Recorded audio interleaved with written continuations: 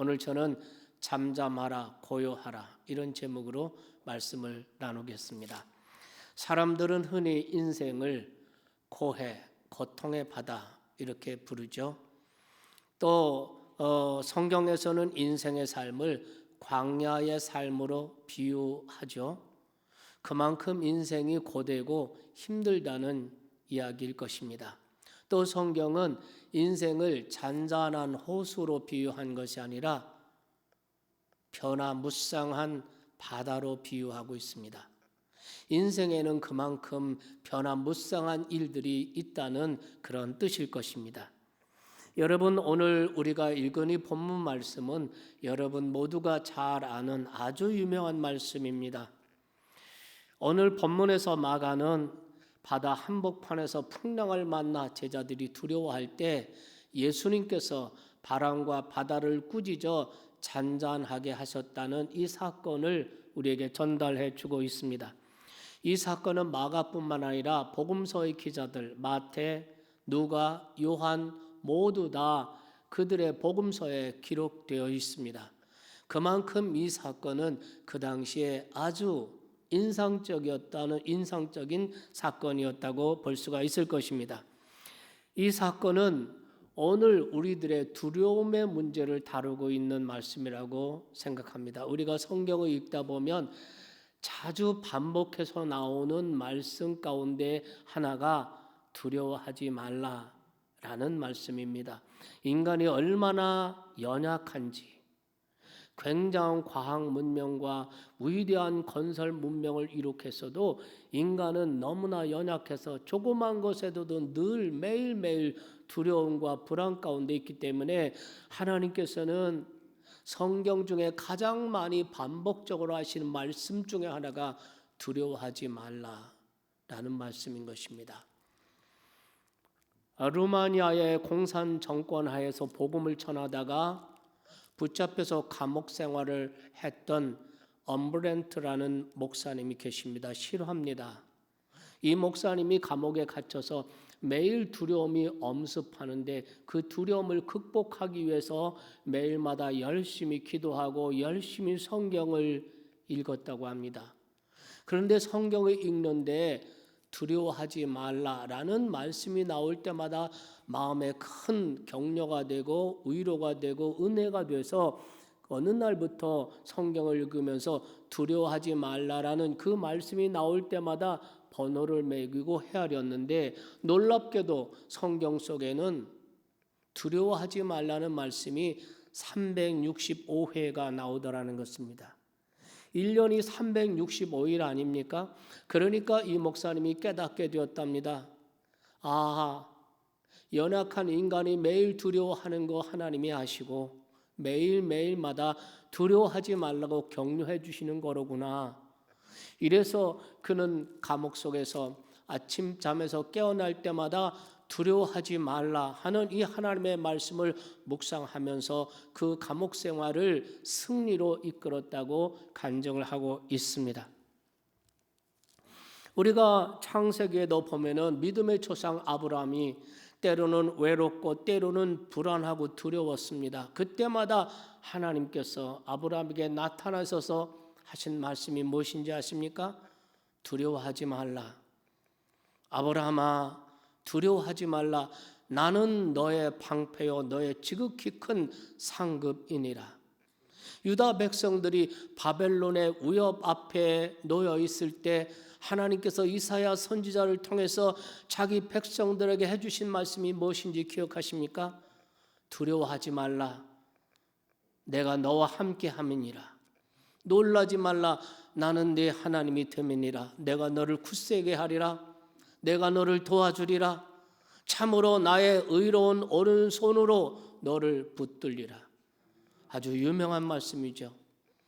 몇 년 전에 제 집사람을 세브란스 병원 안병동의 수술실에 들여보내면서 보니까 그 입구, 수술실 입구에 이 말씀이 붙어 있는 것을 보고 힘을 얻은 적이 있습니다. 아마 여러분들도 경험하셨을지 모르겠습니다. 오늘 예수님께서 풍랑이는 한복판 바다 가운데 두려워서 어쩔 줄 몰라 하고 있는 그야말로 패닉 상태에 있는 제자들에게 말씀하셨습니다. 어찌하여 이렇게 무서워하느냐? 어찌하여 너에게 믿음이 없느냐? 오늘 본문의 정황은 이렇습니다. 주님은 갈릴리 사역 초기였습니다. 주님의 갈릴리 사역 초기에 어느 날 주님께서는 사람들이 해변가에 앉고 예수님께서는 뱃머리에 올라가셔서 하루 종일 천국 복음의 말씀을 가르치셨습니다. 씨 뿌리는 비우며 겨자씨 비우며 여러 가지 비유의 말씀으로 하루 종일 가르치셨습니다. 어느덧 해가 뉘엿뉘엿지고 어둠이 땅에 깔렸습니다. 그런데 이때 예수님께서 무슨 일인지 제자들에게 말씀하십니다. 이제 바다 건너편으로 건너가자라고 말씀하십니다. 배에서 내리지도 못하고 제자들은 주님의 말씀에 순종해서 배를 저어서 그 밤중에 바다를 건넙니다. 예수님께서는 하루 종일 고난 사역으로 말미암아 배에 오르시자마자 깊은 잠에 빠져드셨습니다.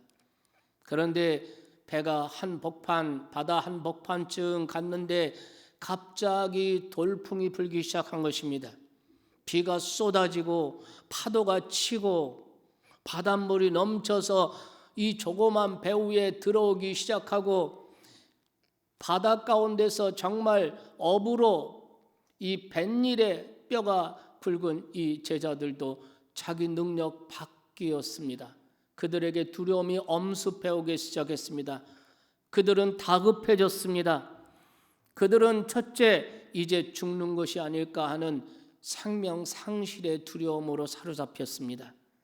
그리고 지금까지 많은 파도를 경험했지만 이번과 같은 파도는 정말 처음입니다. 자기들의 능력 밖이었습니다.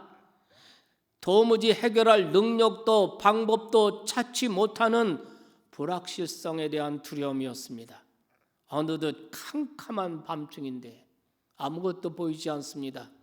그러니 그들은 혼자 있다는 두려움 때문이었습니다. 이렇게 우리의 인생에도 이런 돌풍이 불어올 때가 있습니다. 여러분도 경험하시지 않았습니까? 교회도 잘 다니고 예배도 잘 드리고 나름대로 봉사도 열심히 했는데 내 삶에 갑자기 뜻하지 않는 돌풍이 들어와서 그래서 불안의 먹구름이 다가오는 것을 경험한 적이 계시지 않습니까? 가령 그동안 참 건강했습니다. 그런데 갑작스러운 질병이 나를 억누릅니다. 그동안 잘 다니던 직장에서 억울한 누명을 쓰고 손가락질 받으며 쫓겨납니다. 지금까지 잘 다니던 내 직장, 내 사업체가 파산 위기에 직면합니다. 그러면서 갑자기 가정의 재정 위기를 느끼게 됩니다. 그동안 아무 문제 없던 사람들과의 관계가 어느 날 갑자기 깨어지기 시작합니다. 그래서 관계의 고통을 겪게 되죠. 눈에 넣어도 아프지 않을 만큼 소중한 자녀들에게 어려움이 생겨서 부모로서 가슴이 무너질 때도 있습니다. 이렇게 인생에 갑자기 돌풍이 불 때가 있습니다. 인생의 돌풍은 예측 불가능합니다. 그래서 더 위협적이죠. 내가 갖고 있는 삶의 모든 행복을 빼앗는 것 같고 정상적인 삶을 누리기 어려울 정도로 우리에게 닥쳐올 때가 있습니다. 어떤 사람에게는 작게, 그러나 어떤 사람에 아주 크게 다가올 때가 있습니다. 어떤 경우에는 개인적으로, 어떤 경우에는 국가적 재난으로 다가올 때가 있습니다. 이럴 때 이런 인생의 돌풍을 만났을 때, 두려움의 패닉 가운데 있을 때 우리에게 주신 말씀이 바로 오늘 본문인 줄로 믿습니다.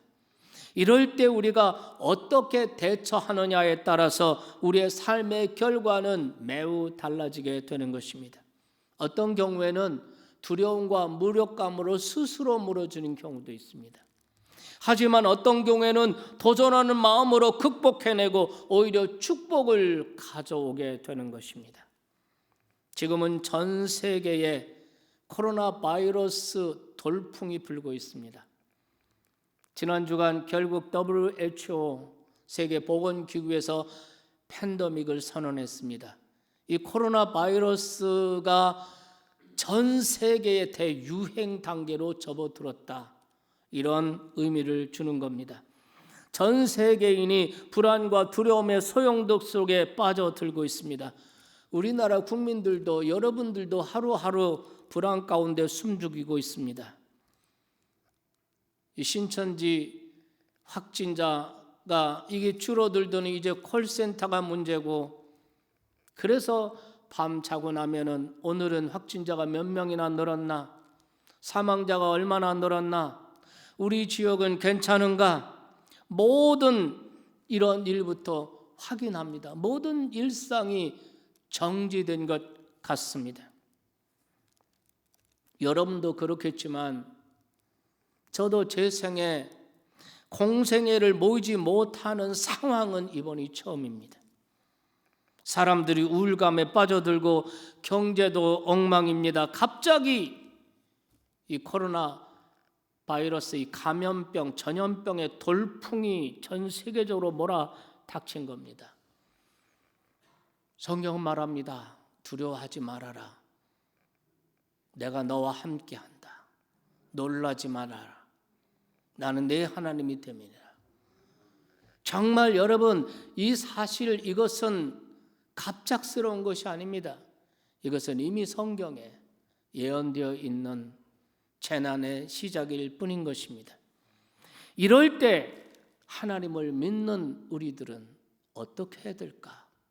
이럴 때 성경은 하나님을 믿는 우리들이 해야 할 일이 뭐라고 말씀하고 가르치고 있는가? 오늘 본문을 통해서 세 가지 나누겠습니다. 첫째는 예수님을 깨우는 것입니다.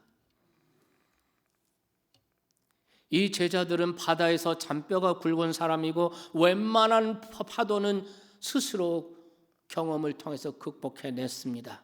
그런데 이 밤에 일어난 이 풍랑은 상상 외였습니다.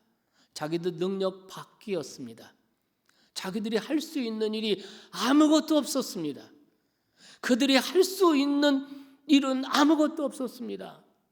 그들은 캄캄한 밤중에 서로도 보이지 않을 정도로 캄캄하니까요. 그들은 마치 홀로 있다는 두려움 가운데 빠져 있었습니다. 그러다가 문득 생각난 것이 예수님이십니다. 아, 예수님이 이 배에 함께 타셨지. 예수님을 찾자. 예수님이 배 뒤편 고물에서 베개를 베고 깊이 잠에 빠져드셨습니다. 예수님이 깊은 잠에 빠져드셨다는 것, 예수님의 인성을 가장 리얼하게 계시하시는 말씀이라고 생각합니다. 예수님이 잠에서 이게 빠져드셨는데 제자들이 그때 예수님을 깨우기 시작합니다. 39절 말씀인가요? 보면은 예수님께서 고물에서 베개를 베고 주무시더니 제자들이 깨우며 이르시되 선생님이여 우리가 죽게 된 것을 돌아보지 아니하시나이까? 여러분, 오늘 우리도 예수님을 깨워야 합니다. 예수님을 깨운다는 게 무슨 말입니까? 내 실존의 위기를 예수님께 아른다는 것입니다. 다른 말로 표현하면은 하나님께 기도한다는 것입니다.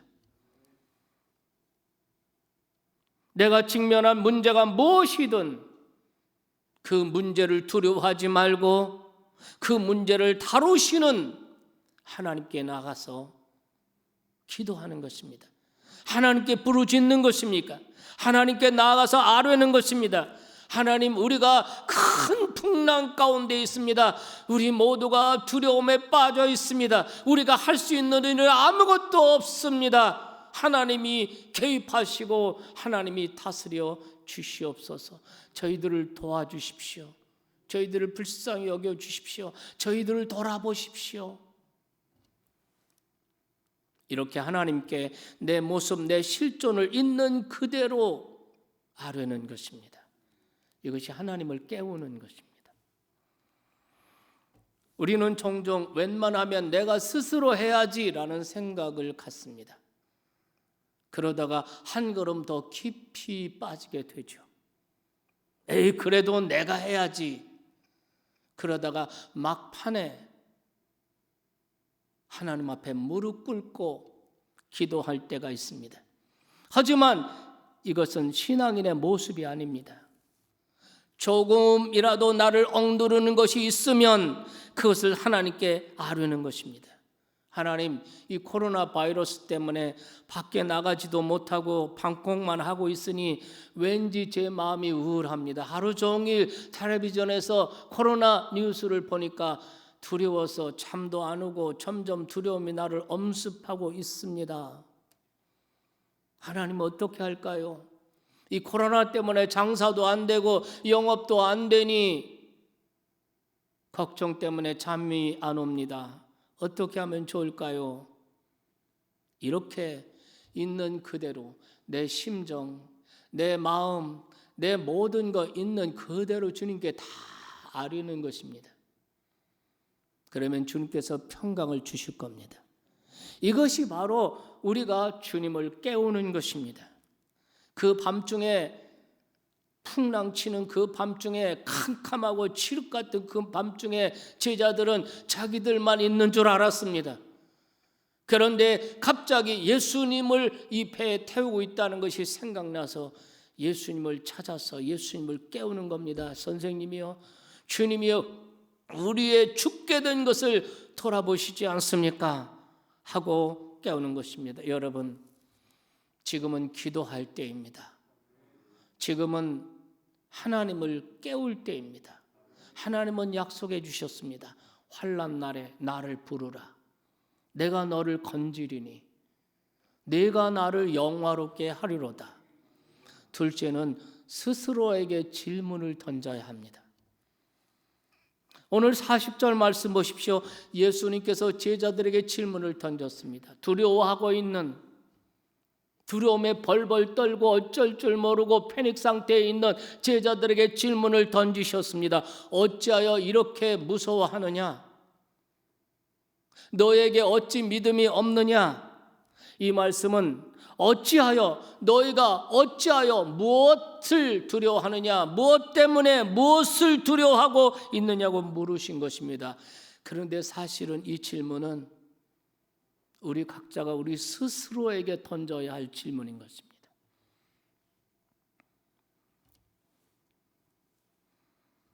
시편 기자가 두려움과 불안에, 낙심에, 불안에 떨고 있을 때 자기 스스로에게 질문을 던집니다. 내 영혼아, 내가 어찌하여 낙심하며, 내 영혼아, 내가 어찌하여 내 속에서 불안하여 하느냐? 이렇게 시편 기자가 자기 자신에게 질문을 던졌던 것처럼 무엇이 너를 그렇게 두렵게 하고 그렇게 두렵게 만들고 있느냐라고 스스로에게 질문을 던져봐야 한다는 것입니다. 무슨 말입니까? 두려움의 실체를 파악하라는 것입니다. 두려움의 실체를 파악하세요. 그래야 벗어날 수가 있고 승리할 수가 있고 두려움 환경 가운데서도 여러분은 할 일을 할 수가 있는 것을 믿으시기 바랍니다. 두려움은 마치 실체 없는 괴물과도 같습니다. 전염병의 팬데믹이 14세기 중반에 흑사병일 때, 그리고 19세기 초엽에 콜레라였습니다. 이 19세기 초엽 인도 겐지스강 그 위생이 영 안 좋은 그곳에서 콜레라가 발생해서 인도 대륙에서만 무려 1,500만 명을 죽였습니다. 그리고 이 콜레라가 유럽에 상륙해서 유럽을 한창 휩쓰고 있을 때 한 농부가 마차를 몰고 성을 향해 가고 있는데 검은 면사포를 쓴 낯선 부인이 마차를 세우더니 자기를 좀 성까지 태워달라고 이렇게 부탁을 한 것입니다. 농부는 이 부인의 그 요청을 거절하지 못하고 태웠습니다. 태우고 한참 가는데 왠지 뒤에서 소름 끼치고 뭔가 좀 이렇게 그 이상하고 음산한 이런 느낌이 나서 뒤를 딱 돌아보니까 마차를 세울 때의 모습하고는 달리 이 부인이 아주 소름 끼치는 미소를 자기에게 보내고 있는 거예요. 섬찟하게 놀라서 이 농부가 당신 누구시오? 그랬더니 이 부인이 나는 콜레라 여사요. 이렇게 대답하는 거예요. 그럼 왜 내 마차를 타셨소? 저 성에 사람들을 죽이러 갑니다. 그러니까 농부가 단호하게 그렇다면 부인을 성으로 데려다 줄 수 없습니다. 지금 당장 내리시오. 그랬더니 이 부인이 농부를 협박하는 겁니다. 그렇다면 나를 태워다 주지 않는다면 내가 당신을 먼저 죽이겠소. 결국 이 농부가 타협을 합니다. 당신을 부인을 성까지 데려다 줄 테니 저한테 나하고 약속을 해 주시오. 성에서 5명만 죽이시오. 그렇게 단단히 약속을 한 후 농부는 콜레라 여사를 태우고 성 앞에 도착했습니다. 그런데 이게 웬일입니까? 성문 앞에 1000명도 넘는 시신들이 쫙 콜레라로 죽은 거예요. 그래서 농부가 화가 나서 부인에게 항의를 합니다. 약속이 틀리지 않습니까? 5명만 죽이러 왔는데 이 사람들 다 이게 뭡니까? 하고서 농부가 이 콜레라 부인에게 화를 냈습니다. 그랬더니 콜레라 부인이 하는 말이 저는 아직 한 사람도 죽이지 않았습니다. 그럼 이 사람들은 다 무엇이란 말이오? 그랬더니 이 사람들은 내가 온다는 소식을 듣고 지레 겁먹고 죽은 사람들입니다. 두려움은 형체 없는 괴물과 같아요. 그래서 오늘 예수님께서 우리에게 말씀하신 것입니다. 이 두려움이란 이 괴물의 실체를 밝혀라는 것입니다. 그래서 가짜 두려움을 하나하나씩 제거하라고 주님께서 우리에게 말씀하시는 것입니다. 1930년대 경제 대공황으로 미국 사회가 공포에 휩싸이게 되자 루즈벨트 대통령이 한 이런 유명한 연설이 있습니다. 우리가 두려워해야 할 유일한 것, 그 단 한 가지 두려움, 한 가지는 두려움 그 자체입니다. 여러분, 두려움이란 얼마나 민감한 것인지 모릅니다. 돈키호테가 쓴 세르반테스의 두려움을 이렇게 세르반테스가 두려움을 이렇게 묘사를 한 부분이 있습니다. 두려움은 시각이 예리하여 땅 속에 숨은 것을 볼 줄 알고 하늘에 뜨는 것은 더 잘 찾아낸다. 무슨 말이냐면 우리의 마음속에 두려움이 일단 생기면 그동안 두려워하지 않고 그동안 아무 생각 없고 아무 걱정 없던 것이 온갖 것들이 다 두려움으로 변해서 다 나에게 걱정, 근심이고 또 걱정, 저거 또 걱정, 다 근심, 걱정으로 다가온다는 것입니다. 두려움은 시각이 예리하여 땅속에 숨은 것들을 볼 줄 알고 평소에는 두려움으로 생각하지도 않고 걱정도 염려도 안 했던 것들이 일단 두려움 자체에 사로잡히게 되면은 이 모든 것들이 다 두려움으로 변해버려요. 그래서 이것도 걱정이고 저것도 걱정이고 밤잠을 자지 못하고 정상적인 삶을 누리지 못할 정도로 우리를 흔들어 놓는다는 것입니다. 처음에 무엇을 두려워했는지 그 사실조차 잊어버리고 두려움 자체가 나를 엄습하고 나를 완전히 사로잡고 억누르게 되는 것입니다. 그러므로 두려움의 실체를 파악하는 것이 중요해요. 두려움의 실체를 파악해야 됩니다. 정말 그것이 나의 두려움의 대상인가? 내가 정말 두려워해야 할 것은 무엇인가? 스스로에게 질문을 던져보라는 것입니다. 세 번째로는 우리도 예수님처럼 두려움을 만들고 있는 것들을 향하여 단호하게 꾸짖어 내쫓아야 합니다. 나에게 두려움을 만드는 것들아, 잠잠하고 고요하라. 내게서 떠나가라. 우리에게서 떠나가라. 예수님이 부여해 주신 능력과 권위로서 엄하게 명령하는 것입니다. 30절 보십시오. 39절 보십시오. 예수께서 깨어 바람을 꾸짖으시며 바다더러 이르시되 잠잠하라 고요하라. 여러분, 왜 예수님께서는 제자들에게 두려움을 만들고 있는 그 바람과 바다를 왜 꾸짖으실까요? 예수님의 목표는 분명했습니다. 공포로부터의 자유입니다. 하나님의 형상대로 지음받은 인간이 위협받아서는 안 된다는 것입니다. 하나님이 가장 소중하고 가장 사랑하는 대상은 하나님 당신 자신의 형상대로 지으신 인간입니다. 그런 인간의 생명은 그 누구도 그 무엇도 하나님의 허락 없이 위협하거나 손상시키면 안 된다는 것을 예수님이 선포하신 것입니다. 그래서 제자들을 위협하고 생명을 위협하고 있는 그 바람과 바다를 꾸짖어 내쫓아버리신 것입니다. 우리는 이 진리를, 이 하나님의 뜻을 여러분 잊지 마시길 바랍니다. 하나님은 공포로부터 하나님의 형상을 가진 인간이 자유롭기를 원하시는 것입니다. 두려움 가운데 사로잡히고 두려움에 엄습당하는 것을 하나님은 용납하지 않으십니다. 그 무엇도 그 누구도 사람의 생명을 위협할 수 없다는 거예요. 여러분, 성경에 보면 예수님께서 꾸짖은 대상이 셋이 있습니다. 하나는 귀신이었습니다. 더러운 귀신아, 그 사람에게서 나와라. 예수님은 인간의 존엄성을 파괴하는 귀신을 향해 꾸짖으셨습니다. 예수님께서 이 바다를 건너가셔 그 건너편이 바로 거라사 지역입니다. 거기서 예수님은 귀신 들린 한 남자를 만납니다. 이 사람이 자기 몸을 상해하면서 무덤 가운데서 소리 지르면서 그 누구도 제어할 수 없는 그런 상황 가운데 이 사람이 있는 것을 보았습니다. 하나님의 형상대로 지음받은 인간의 존엄성을 이 귀신이 다 파괴하고 있는 것입니다.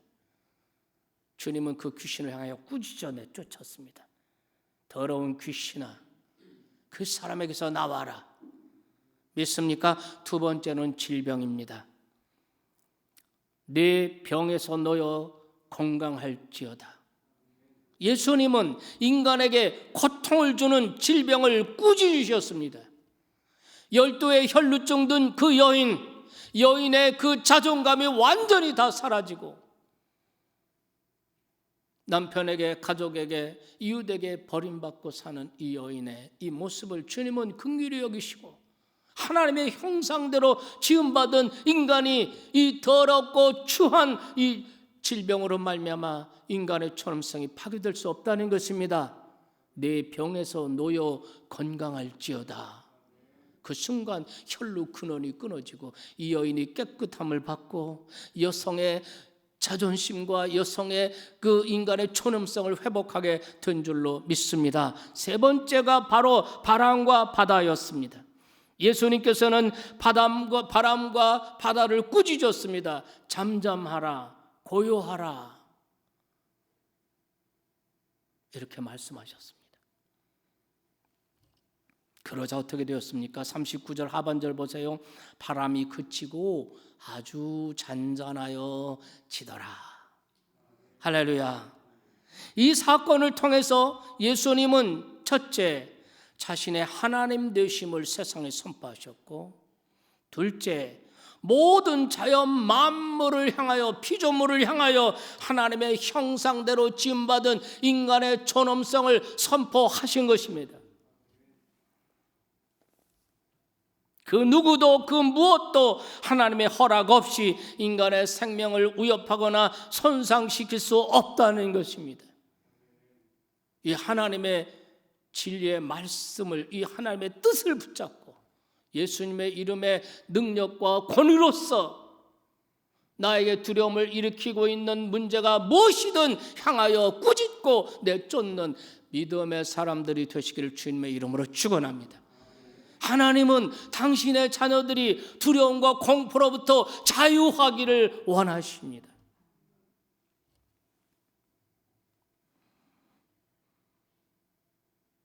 이렇게 이 놀라운 사실을 바다 한복판에서 목격한 제자들이 어떤 반응을 보입니까?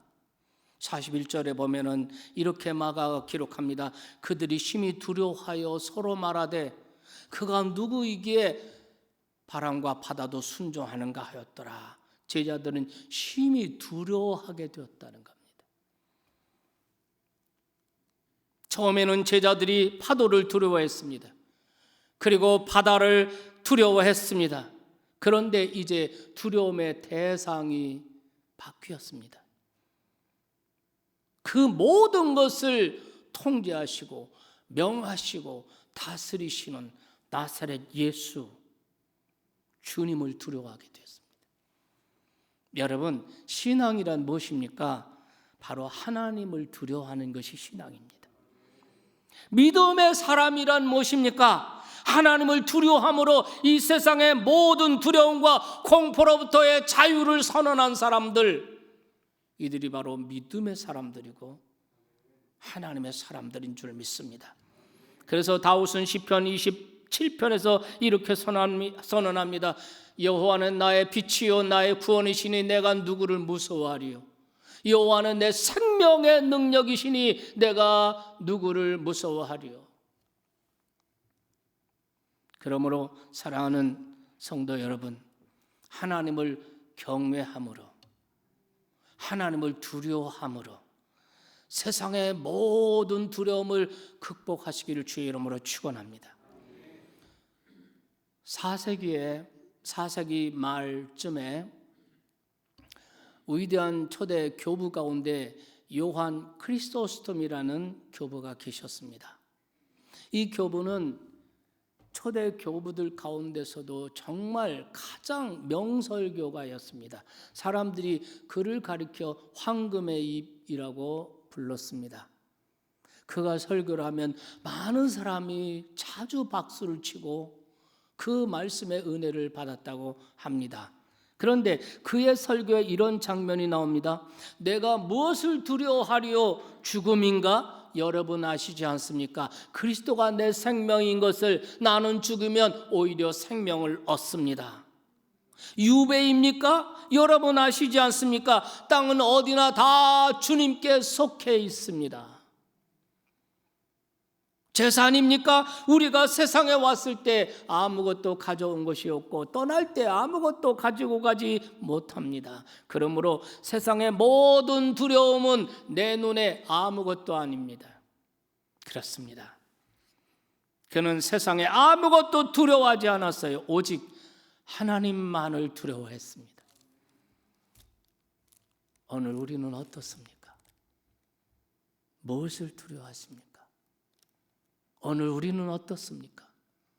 예수님께서는 마태복음 10장에서 이렇게 말씀하셨습니다. 몸은 죽여도 영혼은 능히 죽이지 못하는 자들을 두려워하지 말고 오직 몸과 영혼을 능히 지옥에 멸할 수 있는 이를 두려워하라. 이 말씀이 누가복음에는 이렇게 나와 있습니다. 마땅히 두려워할 자를 내가 너에게 보이리니 곧 죽인 후에 또한 지옥에 던져 넣는 권세 있는 그를 두려워하라. 그렇습니다. 우리가 마땅히 두려워해야 할 분, 우리가 마땅히 두려워해야 할 유일한 대상은 하나님이십니다. 하나님에 대한 두려움이 세상의 모든 자잘한 두려움을 이기는 비결이에요. 하나님만을 두려워하고 하나님만을 경외할 때 세상의 수많은 근심과 걱정들, 불안과 두려움들, 인생에서 일어나는 바람과 풍랑을 담대히 이기고 승리하는 하나님의 사람들이 되는 줄로 믿습니다. 제가 3주 동안 계속 설교의 말미에 여러분에게 강조한 말씀이 있습니다. 인생의 모든 고통의 문제는 그 배후에서 다루고 계시는 분이 있다는 것입니다. 코로나 위기가 되든 경제 위기가 되든 하나님의 통제와 다스림 가운데 있다는 것을 잊지 맙시다. 그리고 또한 모든 고통에는 하나님의 선하신 뜻이 있다는 것을 잊지 맙시다. 그래서 고통의 때 두려워하지 말고 정상적인 삶을 누리지 못할 정도로 그런 상태에 빠지지 말고 이럴 때일수록 하나님을 신뢰하고 잠잠히 하나님을 바라보며 기도의 자리로 나갈 수 있게 되기를 축원합니다. 하나님께서는 시편 46편의 시편 기자를 통해서 이렇게 말씀하세요. 시편 46편 여러분이 너무나 잘 아신 말씀이죠. 근데 우리가 주로 하나님은 환난 날에 만날 큰 도움이시오, 우리의 피할 처소로다, 이렇게 우리가 앞부분만을 주로 압니다. 내 마지막 부분에 보면 이렇게 말씀하세요.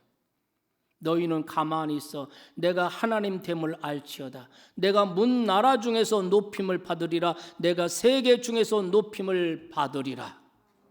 아멘. 하나님의 선하신 뜻이에요. 오늘의 고통을 통해서, 이 돌풍을 통해서도 하나님의 선하신 뜻을 하나님은 이루어 가실 겁니다. 그러면서 말씀하시는 거예요. 너희는 가만히 있어 내가 하나님 됨을 알지어다. 내가 문 나라 중에서 높임을 받으리라. 내가 세계 중에서 높임을 받으리라. 이 코로나 바이러스 팬데믹 이 상황 가운데서 하나님의 하나님 되심이 드러나실 겁니다. 하나님께서 온 세계에서 높임을 받으실 겁니다.